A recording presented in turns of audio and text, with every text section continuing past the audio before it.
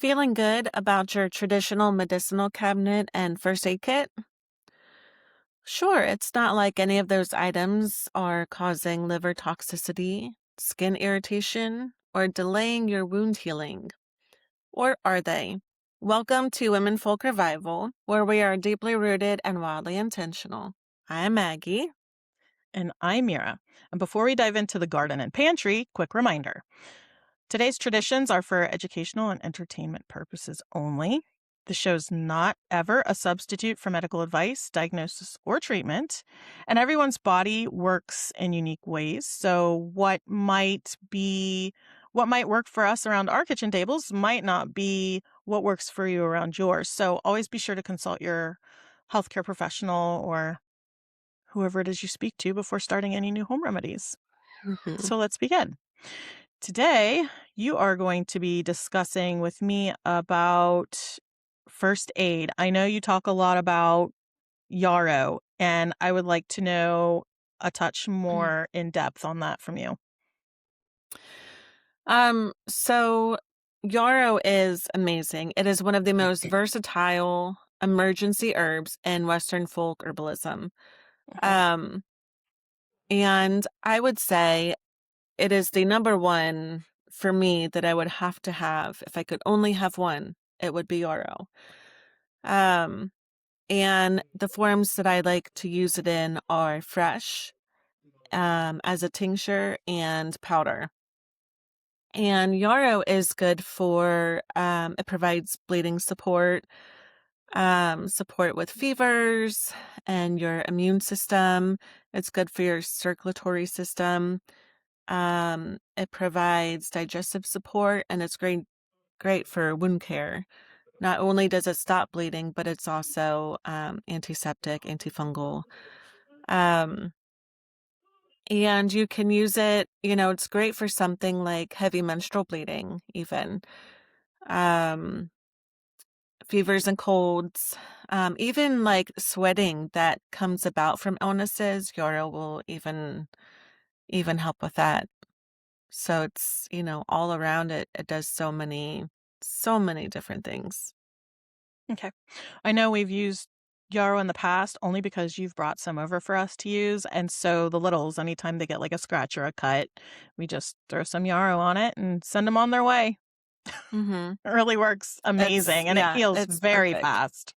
Yeah, It does. And I the love great it. thing about Yarrow is that it's cleaning out that wound as it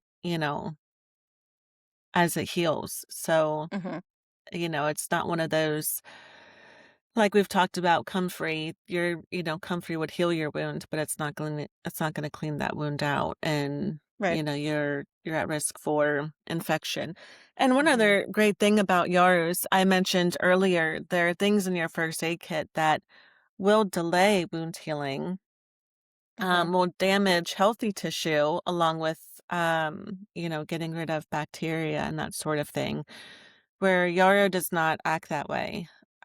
It's very safe, it's very gentle, and like I said, it cleans the wound and then helps heal the wound. And you can leave, if you do the powder version, you can leave Mhm. that powder on the wound, inside of the Mhm. wound. And I really, if it's a deeper cut, I will shove yarrow into that. And you just leave it, and it'll almost become sort of like a scab, and then Mhm. your body will heal underneath it. And once it is healed enough, the yarrow just falls off, just Mhm. like you'd pick a scab off. Okay. Do you rin It's quite you impressive. rinse you rinse your wounds out before you stick it on there, or you just throw it on there?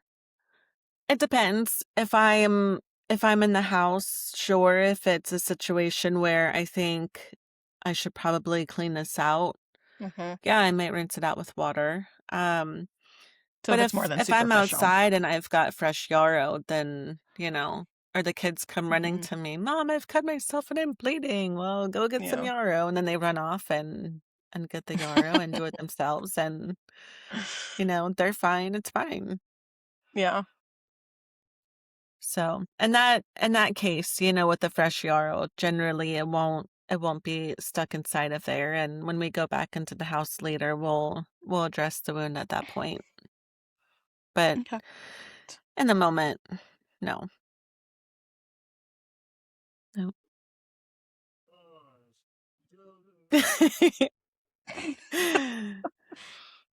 um, so should we continue with the first aid, or do you want to maybe Yes. kind of split this up and you talk about one of your? Yeah, I'll do one of mine.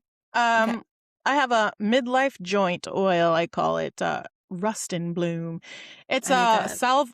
It's a salve alternative. It's like a infusion topical oil. It focuses on the joints, midlife body, and overworked hands. So, for those of you who work out in the garden a lot, or you use your hands a lot at work, I use purple dead nettle and dandelion flowers, and my carrier oil is apricot kernel. I used this originally because my hands were starting to hurt a lot more than normal. I noticed like before it would rain, like how as you get older, you're like, oh, you can tell it's raining because your joints are hurting. You ever heard your grandma saying that? My grandma always used to say that, and I thought it was so funny, but that's not a joke. That that really does happen.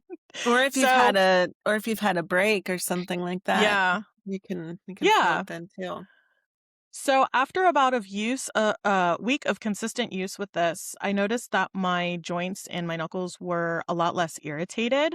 Um, the way these both work is the dandelion flowers are kind of like the movers. They have been known to use for stiff and inflamed joints and tissue, and they really help move the achiness um out of your joints and like the puffiness. And then the dead nettle is the calming part of the formula of the two.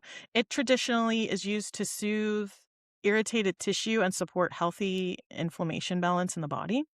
And the reason I choose apricot kernel oil over olive oil or coconut oil is because coconut and olive oils, they have a lot heavier, bulkier molecule structures, and those just sit a lot longer, creating a protective barrier, which is great for dry skin and hair, but that's not what I'm wanting to use that for. I'm needing a carrier oil that will carry the medicinal part of the flowers into my skin and throughout my body. And since apricot kernel has a lot more smaller molecular structure, it just kind of slips right through the skin's barrier and it absorbs it rapidly. So the skin kind of like drinks it up, as you will, while carrying those herb compounds to where they need to go. So if you also, on a side note, if you have other things on your skin like perfume or any kind of chemicals, if you've been cleaning, it'll carry that in there with it. So be sure that you wash whatever area that is you're going to be putting that on really well before you apply it. The best time to apply it is after a warm shower because your pores are open and ready to absorb, and also before bed because this gets into the body's natural overnight repair window. Nighttime is like that prime time for repair because your skin barriers they relax and warm up, so it makes it more receptive, if you will, to taking in that apricot oil. And you only need a few drops. You don't need a whole lot.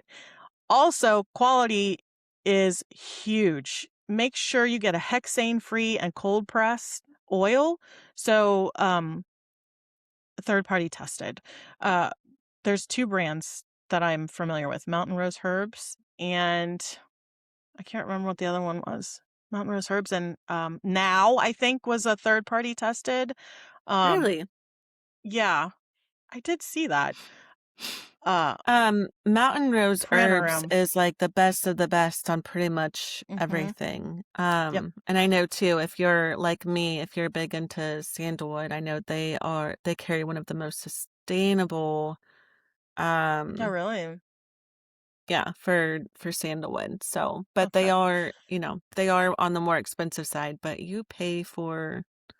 You pay for you what get you what you get. pay for. You get Yeah. what you get, that. So, also remember when you're foraging outside for dandelions and dead nettle, because I did this on my own a year ago, but I can't do it this year because they sprayed. So follow the 30-foot rule. Don't harvest within 30 feet of the road, sprayed yards, areas where animals do their business, like dogs.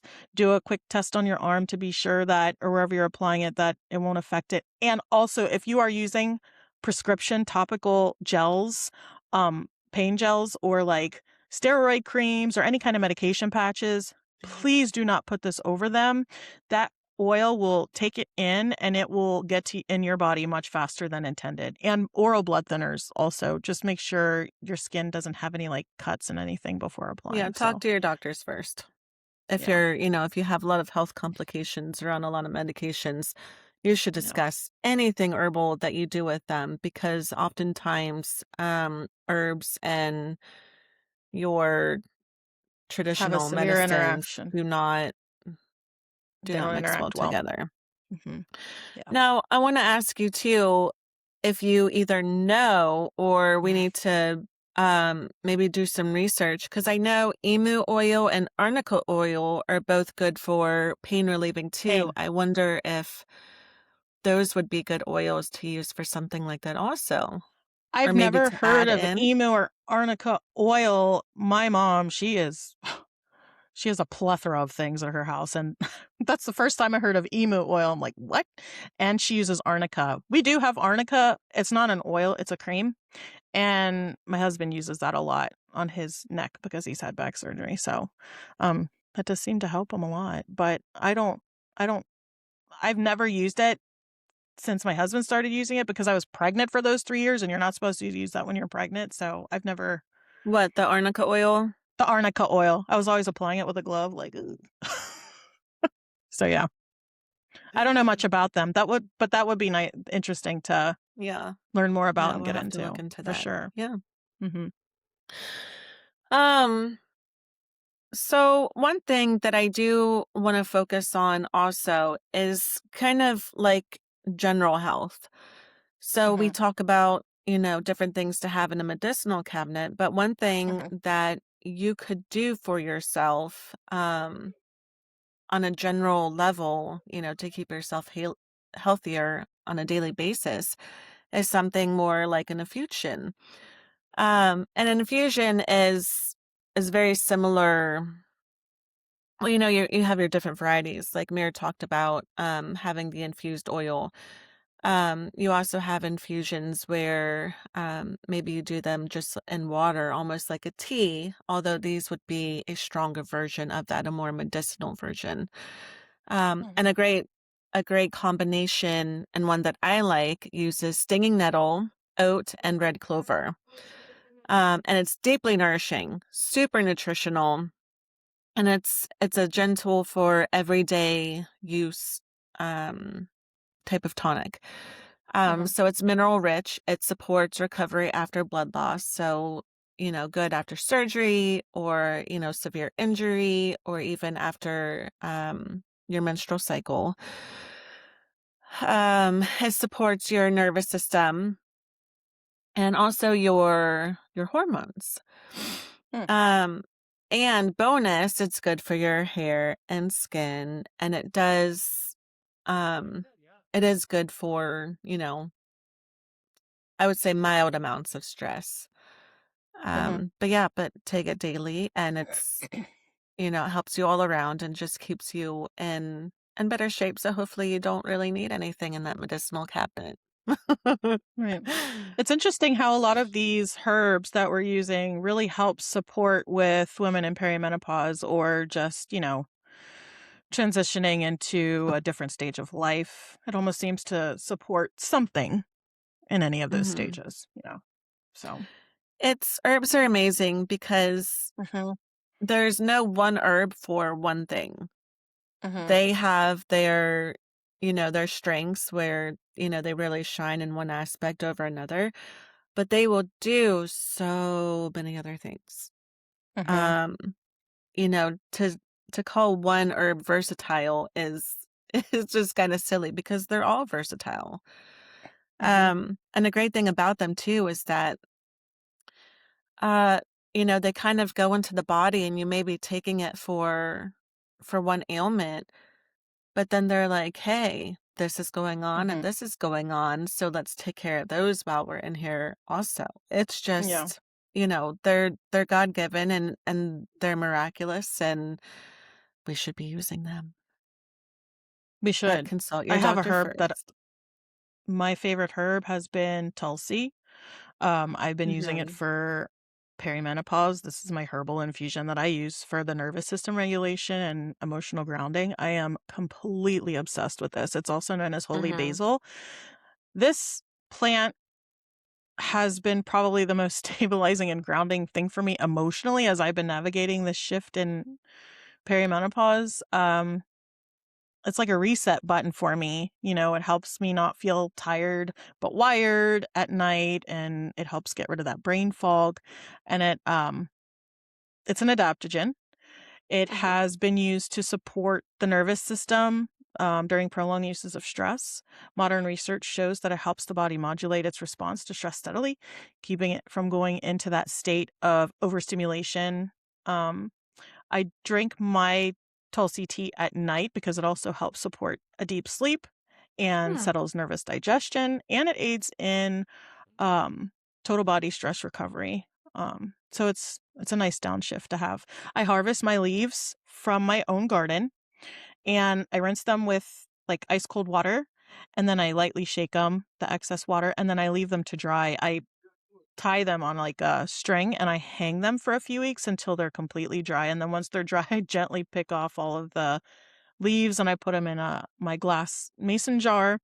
And then when the time comes, I prepare my tea. I bring it to a boil and then I take about 4 or 5 leaves and I crumple them up to release the oils, put it in my cup, and then I let it simmer for about 10-15 minutes. Um, so crushing the dried leaves before you put the water on it helps break the plant cells and release the essential oils. So you don't Mhm. want to do that before you're ready to drink it, or it will dry up the oils. It also can lower your blood pressure and affect circulation. So again, anyone taking prescription for blood pressure and all of that, be sure to speak to your doctor. And I do have American Botanical Council and Journal of Ayurveda and Integrative Medicine. They have really good accessible research on the aptogenic qualities. So I will have that in the show notes below for the links for them to get to for research if they want. I do want to mention too, as you spoke of drying to or hanging to dry your herbs, I do Hmm. that as well. Make sure that you hang them in an area where they are not in direct sunlight. You Hmm. want them, indirect light is fine, but you don't want them sitting in the sun. Yes. And why is that? Um, do you know? I'm not entirely sure. I just know that I remember reading that way long ago when I first got into herbs. I'm not Something maybe about 100% them sure, drying but too fast and I think it would take the quality away from kind of like if yeah, you don't use something for a year and then you have it. I think it just kind of, you know, exacerbates that. I'll have to look that. I'm not yeah, quite sure, but I think that it would dry out the oils. yeah. Yeah. Okay, so another first aid item that I think everybody should have is, and that's a fun thing too, is that we're talking about, having dried herbs, whether you keep them in a container or, Mhm. bags. The dried Mhm. herbs themselves are part of your medicinal cabinet and your first aid kit because they Mhm. can be, used in so many different products or used, as they are. Mhm. Um, so it's really quite interesting once you start building all these different things and Your it looks cabinet, very yeah. different than what we're used to. So there is a salve that I like that is used with calendula and plantain. Mhm. Plantain is one of those things. It's just as common as dandelion, and you probably Hmm. have it in your yard and can't get rid of it. You should stop.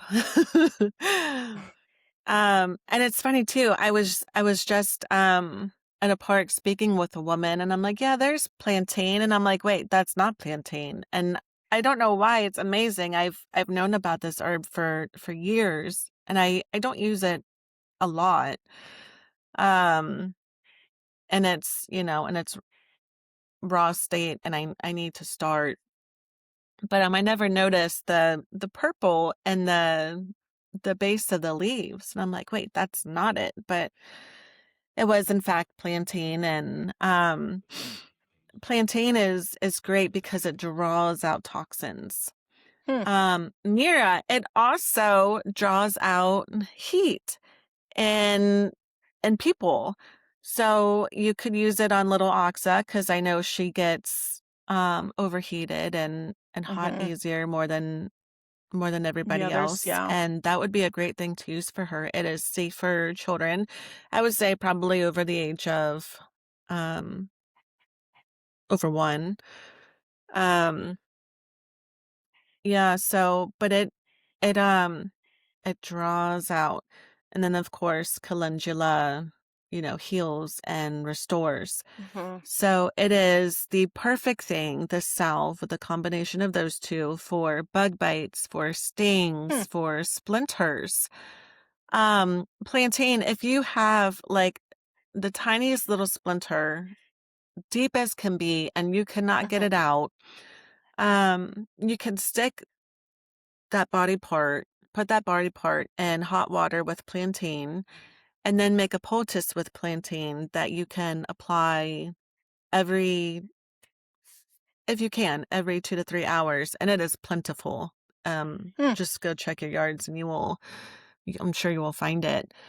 I have a And question it will bring that to the surface to where you'll be able to get it out to instead get of it like out. carving into yourself, which I've definitely done before in the past. Hmm. Um, so yeah, and it's great for dry skin and rashes, burns, Does scratches. does plantain, this plant, does it also draw out irritation? Are we talking about mental irritation? Yeah, just messing with yeah, that. No, but I did have an actual question about the plantain. So when you say plantain, I think of those little green bananas that you get from South America. They are Um, not Are they little? I've seen huge plantains. oh, well, is that the same thing we're talking about? No. No, it Okay, is so what's not. the I difference? will and this is a book I have. It's Rosemary Glasser's Medicinal Herbs for Beginners. Hmm. And this was one of my first books. If you can see, that is what plantain looks like. Okay. Now, right now, you're not going to see those sprigs coming up with the seeds attached. Hmm. You're just going to see the leaves there. Okay. So Interesting. that is plantain, and it is, and you can eat it as well. It's very nutritional. Um, Okay. all sorts of, great uses. Your turn. Give me something. Well, I have a garlic honey ferment that's kind of like an oxymel Mm. infusion. Uh, it's used for cardiovascular support, grounding, and daily wellness. And there's been a lot of research on this that has that supports this. So my husband, he ended up getting on blood pressure medication. Obviously, moving to another country is no small feat. Um, so yeah, we were going through some things, and then he noticed that these side effects that he was having was just like what is this? Like mood changes, anxiety, just feeling off from everything. So he said that why is he doing this? He comes from a place in the world where they don't like normally do this. They do their own thing. So he started to get garlic cloves. You lightly crush them and submerge them in raw honey, and then you leave them to ferment on the counter for about a month. They start forming these little bubbles, um, which is what you want to see. And then you need to burp it every now and then, like I think he was burping it about every day to get the gas, to let the gas out. Mm-hmm. When you crush the garlic, it activates its properties from the inside, but if it's whole, then the compounds obviously stay separate. But once you crush them, it releases allicin. I think I'm saying that right. And it's what gives that garlic that strong smell, and it has all the benefits to it. For generations, it's been used for heart and circulation and healthy blood flow, and it has a lot of health supporting benefits. So you just do 2 to 3 olives. Wrong thing. 2 to 3 2 I to love 3 garlic olives. cloves with a spoonful of the honey, and um daily. and then over time noticed blood pressure start going down and hasn't been on medication since. If you add a splash of the apple cider vinegar, it'll help add stability to the to to it itself and with the shelf life, and then that's how it Mhm. becomes the oxymal The infusion. oxymel. That's very similar to fire Yeah. cider. Yeah, Are the you beginning part of fire cider. uh, I do you don't have know more too to much speak about. on about that? No. No, No? I do have information as well for, um, where to go to find information on this that supports it. Okay. It also naturally thins the blood real quick. That's another thing I wanted to say. Not meant to replace medical or prescribed medications, but Talk to your it doctors. did for my husband, so yeah. Um, well, okay, so the oxymel, so fire cider, Mhm. very similar to that. Um, those 3 would be, your kind of your base, the honey, garlic, and apple cider vinegar. Mhm. Then you can also add onion and ginger, horseradish, Oh, thyme, hot peppers. I would personally just choose cayenne because cayenne is such a it powerful does. herbal um medicine, if you will. Mhm. Yes. Um and I mentioned on that book from Rosemary Glassar. I have another one of her books, and it's called Fire Cider, and there's over 100 recipes on different Oh, wow. versions of that you can That looks you like a can cool make. book. It's a very cool book, and I mean, it's a lot, how do you I don't know that I'll ever make all 100 versions, but but it's definitely fun and interesting to have. But fire cider is excellent to keep around. Any kind of bug that you're coming down with, you take some of this fire cider and it's just going to knock it in the butt. Again, it's not gonna eradicate it immediately, but Mhm. it will it will stop it in its tracks substantially, and um you will not suffer the same fate as you would if you are taking traditional medicine. And Oh, again, yeah. all these ingredients are doing, they're nutritional and they're doing so many other good things for your body. It's good for your Mhm. gut. Whereas most of your traditional medicines for those type of illnesses are going to destroy your gut and destroy so Right. many other things um, within your whole Mhm. body's health. Mhm. So definitely look into those. You don't have to get this book. You can find recipes online. Mhm. And it's very simple. And like I said, you could do it. It's as easy as doing honey, garlic, and apple cider vinegar, and whatever else you Yeah. want to add to it. You know, you can Yeah. talk to your We doctor. talk to your doctor. We have a kids cough syrup that we use for our kids between 2 and 11. We also use it as adults too. We call it Moon Honey. It focuses on lungs and nighttime discomfort. So, when your kids get that real rattly cough and um you just are like, "Okay, what am I going to do about this?" We use red onions, and they are very high in quercetin. It's a Hmm. compound that's found in the plant, and it's been widely studied for its ability to, support that balance in the respiratory system and calm inflammation in the airways. So, think of it sort of as, like, calming your alarm system. So when kids get sick and their airways become aggravated, it's just has that mass production of mucus and intense irritation. So that quercetin helps stabilize the response for their lungs to just kind of stay quiet. And the honey, it's known as a demulcent, and that's just a fancy way of saying like cough drop or it just coats like your throat, like this thick, soothing, protective layer.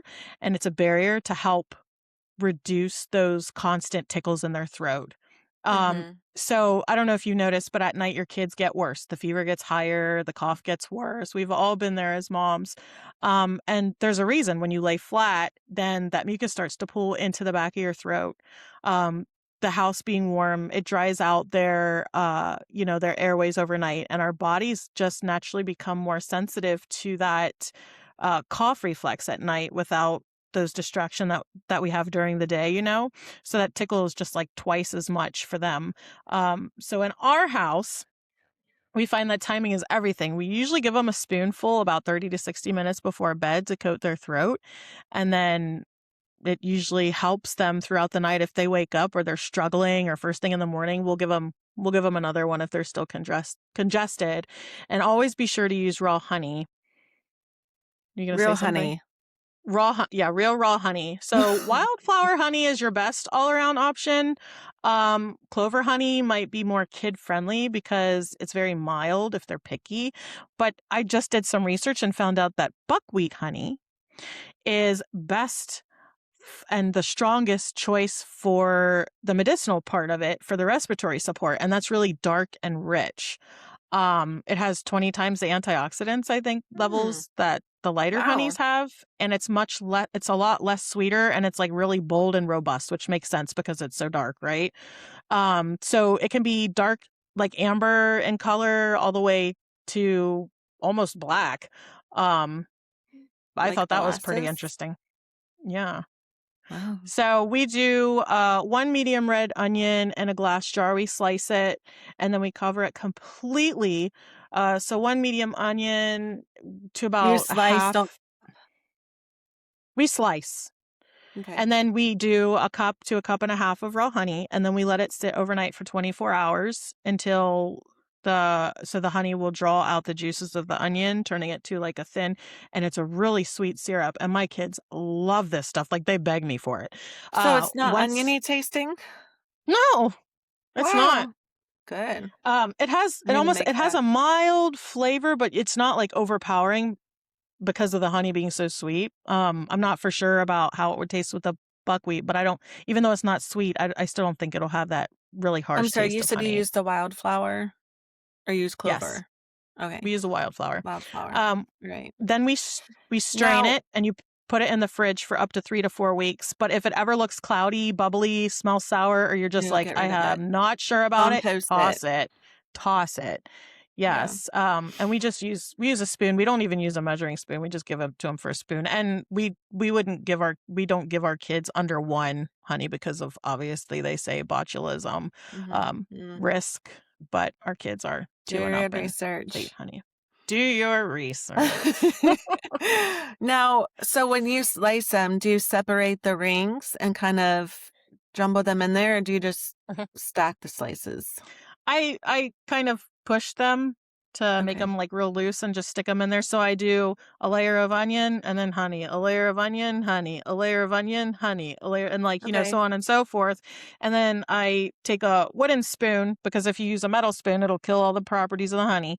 Take a wooden spoon and I push it down in there, get all the bubbles up, and I just close it and stick it in the fridge. Okay. Or not in the No, fridge. I that's let it great. sit And overnight I and then I stick it in the fridge.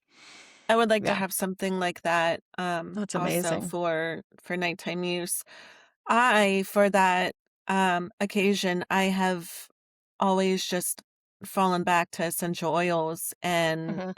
English lavender, which is if I could have just one essential oil as much as I love my frankincense It's like and number myrrh 1 and for you. sandalwood and Mhm. I would choose English lavender because it is one of the most gentle and versatile oils that you can get, and it does so much, and I put that on my kids on their chest, and sometimes I put it on their feet just for, because your feet are the most those pores are the most absorbent.